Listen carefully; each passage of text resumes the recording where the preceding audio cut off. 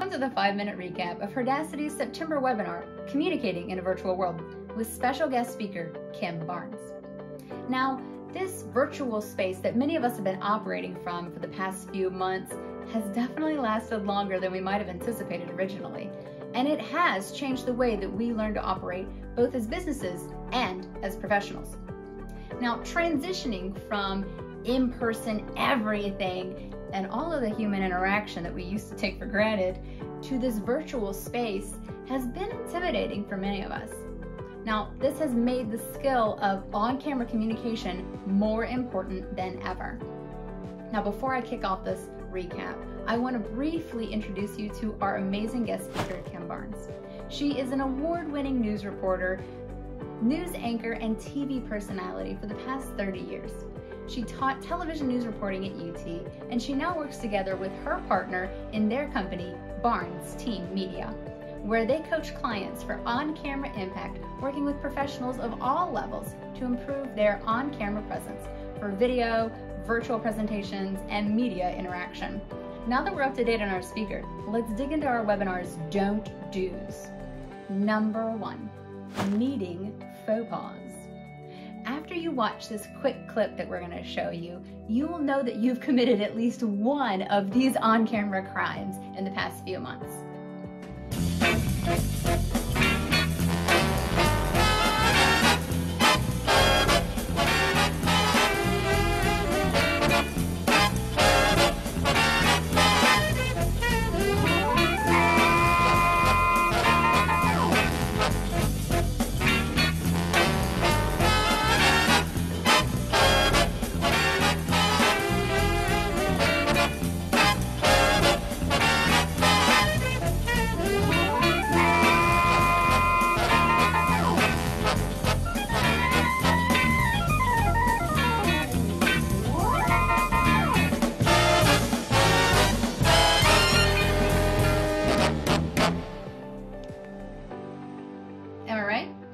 Lucky for us, Kim shares a plethora of tips to correct these camera faux pas.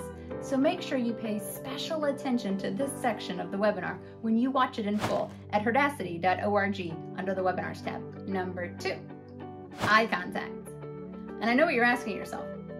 Is there eye contact in an on-camera meeting? I don't know. You tell me. So the question you have to ask yourself is, where are you looking when you're in those on-camera meetings? Are you staring at yourself on the screen? Are you scrolling through emails and your eyes are obviously not looking at your colleagues? Now, we have to remember that eye contact is a pivotal point of communication and that it doesn't stop even though we're on camera. Now, Kim teaches us some critical fixes for the eye contact challenge in the virtual realm. Number 3, appearance.